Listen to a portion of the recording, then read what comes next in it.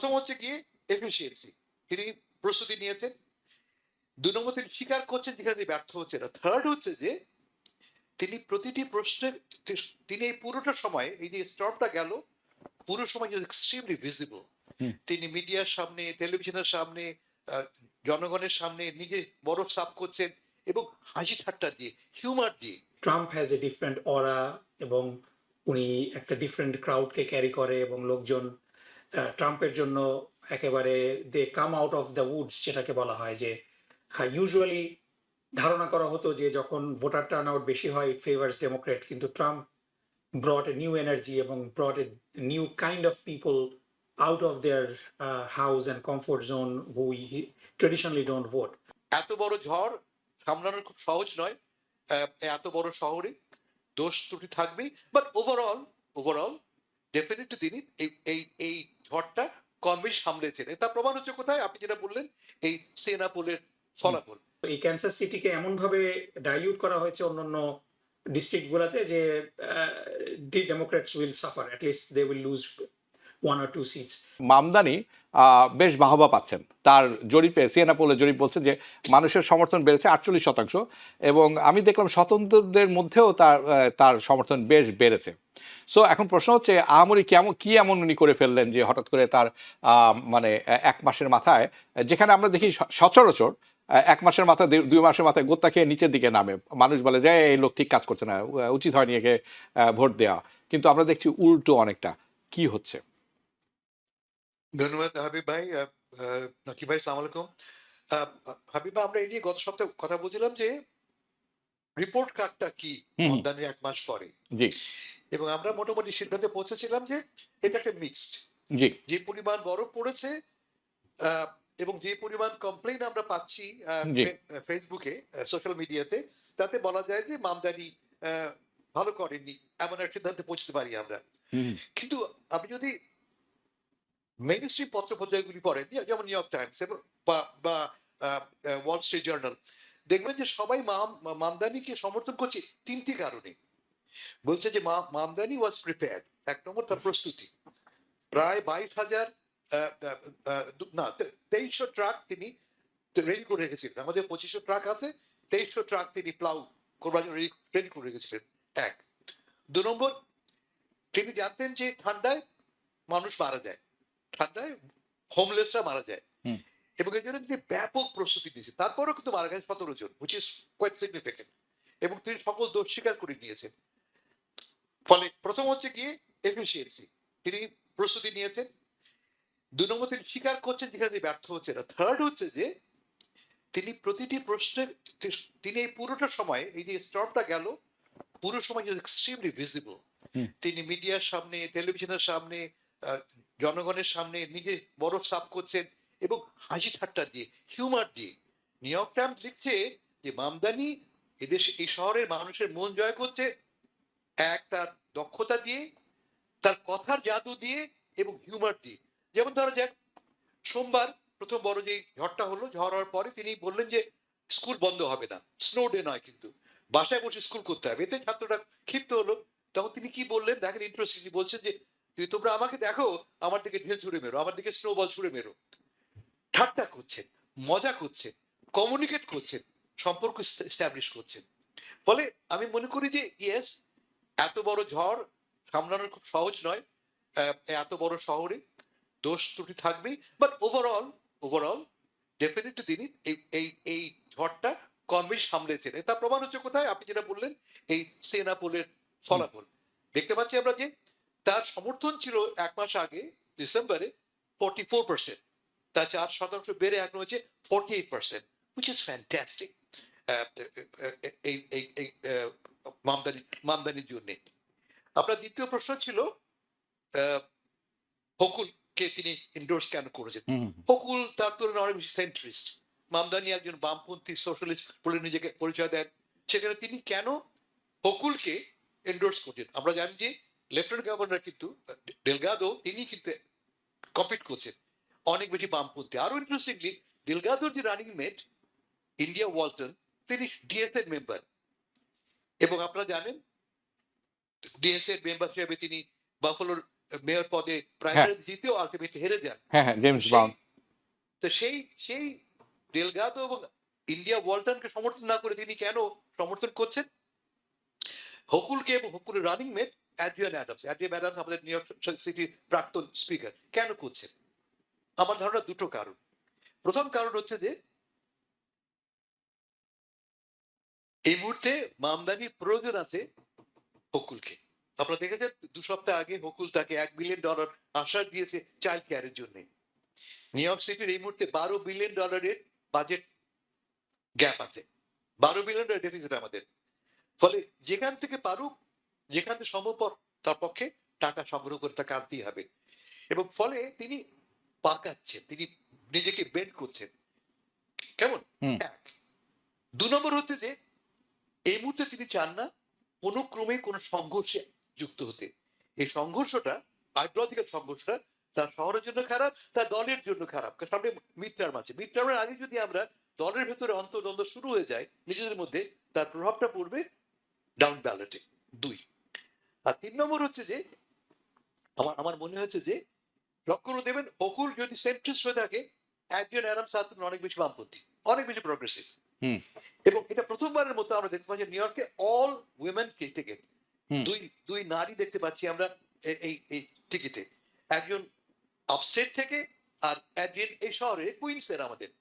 এবং আমাদের শহরের লোককে বাদ দিয়ে আমরা কি বাফলোর মেম্বারকে, বাফলোর ক্যান্ডিডেটকে এন্ডোর্স করবো? তাহলে আমি তাকে বলতাম যে বিট্রে করছে আমাকে। শহরের স্বার্থ রক্ষা করার দায়িত্ব তার তোমার আছে। ফলে সেই পয়েন্ট অফ ভিউ থেকে বলবো আমি যে এই 3-4টা ফ্যাক্টর যদি বিবেচনা করি আমরা, it was a wide decision for him a to go for Hochul, হুম 2 হকুলের সঙ্গে কোনো বিবাদে না জড়িয়ে পড়া, এবং 3 মাঝামাঝি পথটা বেছে নেওয়া। মনে রাখা দরকার, নিশ্চয় আপনার মনে আছে নির্বাচনে জেতার পরে কি বলেছিল মামদানি? মামদানি বলেছিল we campaign in poetry but we govern in pros.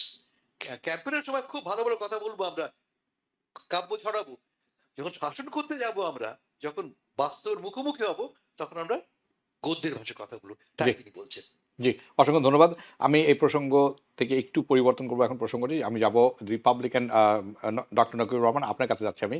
রিপাবলিকানরা face করছে setback in Texas senate situation. তারা এখানে তারা একটা সেনেট সিট হারিয়েছেন, যদিও এটা স্পেশাল ইলেকশন ছিল। অ্যাট দ্য সেম টাইম আমরা দেখছি যে supreme court California redistrict allow করেছে। সো হাউ সিরিয়াস আপনি মনে করেন এই ব্লোটি for GOP and Trump, given তারা সব রকম অবস্থান নিচ্ছেন, স্পেশালি টেক্সাসে হেরে যাওয়া, যেখানে প্রেসিডেন্ট ডোনাল্ড ট্রাম্প ওখানে 19 পয়েন্ট ডাবল ডিজিটে ক্যারি করেছিলেন, সেখানে উনি হেরে, ওনার যে প্রতিদ্বন্দ্বী তিনি হেরেছেন ডাবল ডিজিটে। How do you see this? জি, অনেক ধন্যবাদ মির ভাই এবং হাসান ফেরদৌস ভাই। আসসালামু আলাইকুম। হ্যাঁ, এটা ডেফিনিটলি প্রেডিক্টেবল। আমরা দেখেছি যে 2026 সালের ইলেকশনের পরে অনেকগুলা ইভেন যে কারণে স্টেফানিক কে ইউএন এর স্পেশাল এনভয় হিসাবে নমিনেট করা হয়নি, যে তিনি তার ডিস্ট্রিক্টে মানে রিপাবলিকানরা হেরে যেতে পারে। You have a very thin lead in house. So এটা ইটস নট এ সারপ্রাইজ যে Trump has a different aura, এবং উনি একটা ডিফারেন্ট ক্রাউডকে ক্যারি করে, এবং লোকজন ট্রাম্পের জন্য একেবারে they come out of the woods, যেটাকে বলা হয় যে ইউজুয়ালি ধারণা করা হতো যে যখন ভোটার টার্ন আউট বেশি হয় ইট ফেভার্স ডেমোক্রেট, কিন্তু Trump brought a new energy এবং brought a new kind of people out of their house and comfort zone who traditionally don't vote. So এই কারণে ন্যাশনাল ইলেকশনের স্ট্যাটিস্টিক্স লোকাল, এটা মানে even it's not even a mid term election, এটা আপনার special election. So special ইলেকশনে এমনি turn out কম হয়, তার উপরে এখানে আপনার definitely there are some problematic things that are happening, especially একটা বিরাট ডোনাল্ড ট্রাম্পের এই 2026-এ there was a big coalition, Hispanic, even I'm sorry to say some Muslims supported different immigrant groups যারা ট্রাম্পকে সাপোর্ট করেছিলেন, and they are the one who are on the receiving end of Trump brutal immigration policy and ICE disaster আমি বলবো এটাকে। So এই কারণে it's not a surprise, but যেটা যেভাবে হলো যে ডেমোক্রেটিক ক্যান্ডিডেট যিনি, এটা হচ্ছে নাইন্থ ডিস্ট্রিক্ট স্টেট সেনেটের Taylor Rehmet, he flipped it, এবং you are right যে Trump won it by 17 points in 2024. So এরকম একটা মানে স্ট্রং হোল্ডে জিওপির হারাটা, GOP needs to be worried. So definitely আমরা দেখেছি যে ভার্জিনিয়া স্টেট মানে গভর্নেশনাল ইলেকশনে যে এরকম ওভারওয়েলমিং একটা আমরা দেখেছি, কিন্তু ভার্জিনিয়া স্টেটটা অলমোস্ট সবসময় এন্টার ইনকমবেন্ট হয় হিস্টোরিক্যালি। সো মানে এগেন এই একটা দুইটা বিষয় নিয়ে খুব বেশি কনক্লুসিভ কিছু বলা যাবে না। We are still 1 year and a half away from, মানে বিষয়টা, সরি 1 year বলছি আমি, ক্যালকুলেশন গুলা চেঞ্জ হয়ে যায়। Almost we are 7-8 months away from mid term election. So এর মধ্যে কি অ্যাডজাস্টমেন্ট হবে আমরা জানি না, but there is a momentum on Democrat side, এবং যে এই মোমেন্টামটা বন্ধ করার অনেক রকম চেষ্টা রিপাবলিকানরা করছে, এবং এর মধ্যে জেরিম্যান্ডারিং সবচেয়ে বড় বিষয় যেটা আপনি আনলেন, যে আমাদের নর্থ ক্যারোলাইনাতে they already gained 1 extra seat, কারণ রিডিস্ট্রিক্টিংটা এমন ভাবে করা হয়েছে, মানে এটা খুবই নেক্কারজনক। আমি অনেকবার আপনার সাথে বলেছি যে জি আমি যে ডিস্ট্রিক্টে থাকি, এই ডিস্ট্রিক্টের প্রথম মানে শুরু এবং শেষ থেকে দেয়ার আর 3 এয়ারপোর্টস, আপনি বিশ্বাস করবেন না। So, এবং একেবারে খুব মানে চিকন করে লম্বা করে দেওয়া হয়েছে, কারণ it's a very diverse place আমরা যেখানে থাকি। এখান থেকে একেবারে কার্ভ করে এমন ভাবে ডিস্ট্রিক্টিংটা করা হচ্ছে যে মাইনরিটি ভোটগুলা যাতে করে বিভিন্ন জায়গাতে ডাইলিউটেড হয়ে যায়। এবং এটা শুধু যে রিপাবলিকানরা করে তা না, ডেমোক্রেটরাও করে, কিন্তু মানে ডেমোক্রেটদের কিছুতে লজ্জা শরম আছে, এজন্য তারা মানে ওইভাবে একেবারে নর্থ ক্যারোলাইনাতে রিপাবলিকানরা যেরকম জেরিম্যান্ডারিং করে ওই লেভেলে করতে পারে না। আমরা মেরিল্যান্ডে দেখেছি এর আগে ডেমোক্রেটিক জেরিম্যান্ডারিং কিছুটা হয়। সো এইবার probably governor Newsom is taking the gloves of. তিনি তিনিও জিওপির প্লেবুক ফলো করে তিনি রিডিস্ট্রিক্টিং করেছেন ক্যালিফোর্নিয়াতে, যার ফলে আপনার ক্যালিফোর্নিয়াতে বেশ কিছু জায়গাতে, সো মানে অন্য অন্য জায়গায় ডেমোক্রেটরা যেরকম মানে you can easily identify them যে মাইনরিটি, তারপরে কলেজ এডুকেটেড ওমেন, এই পপুলেশন যেখানে বেশি আছে। অন দ্য আদার হ্যান্ড ক্যালিফোর্নিয়াতে আপনি যে এটা ইজিলি আইডেন্টিফাই করতে পারেন যে জায়গাগুলোতে হাউস হোল্ড গুলা হলো সাবারবান রিচ, মানে আপনার এরা হলো মেইনলি ট্যাক্সের জন্য রিপাবলিকান ভোট ফলো করে। সো ওই জায়গাগুলোকে ইজিলি রিডিস্ট্রিক্টিং করে দেওয়া হয়েছে যাতে করে they can gain few seats. So এটাকে সুপ্রিম কোর্টে চ্যালেঞ্জ করেছিল, বাট সুপ্রিম কোর্ট এটা মানে এই যে রিডিস্ট্রিক্টিংটা অ্যালাউ করেছে। সো ইটস এ ব্লো, কারণ মানে আপনার তিনটা স্টেটে রিপাবলিকানরা উইল বেনিফিট ফ্রম জেরিম্যান্ডারিং। একটা হলো আপনার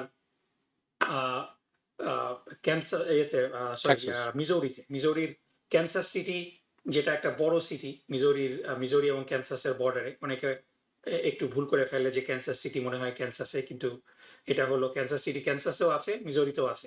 সো ক্যান্সাস সিটি হলো হিস্টোরিক্যালি ডেমোক্রেটিক একটা শহর, কারণ সেখানে অনেক মাইনরিটি পপুলেশন আছে, কিন্তু historically Missouri is a Republican state. So এই ক্যান্সাস সিটিকে এমনভাবে ডাইলিউট করা হয়েছে অন্যান্য ডিস্ট্রিক্ট গুলাতে যে Democrats will suffer, at least they will lose 1 or 2 seats. টেক্সাসকে ওইভাবে রিডিস্ট্রিক্টিং করা হয়েছে, নর্থ ক্যারোলাইনা তো আছেই।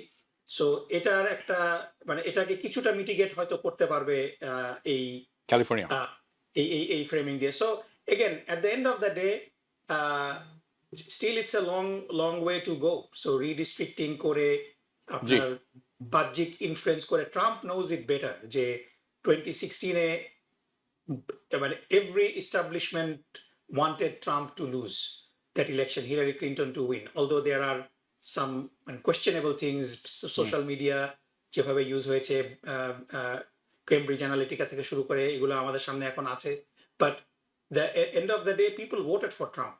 যদিও he didn't win popular vote, but মানে it was a calculated move by Trump, and he won. So and he knows it better যে তিনি যদি মানুষের উপরে আস্থা রাখার চেয়ে if he wants to artificially influence the election, it's not going to work, right, because people's power at the end of the day trumps.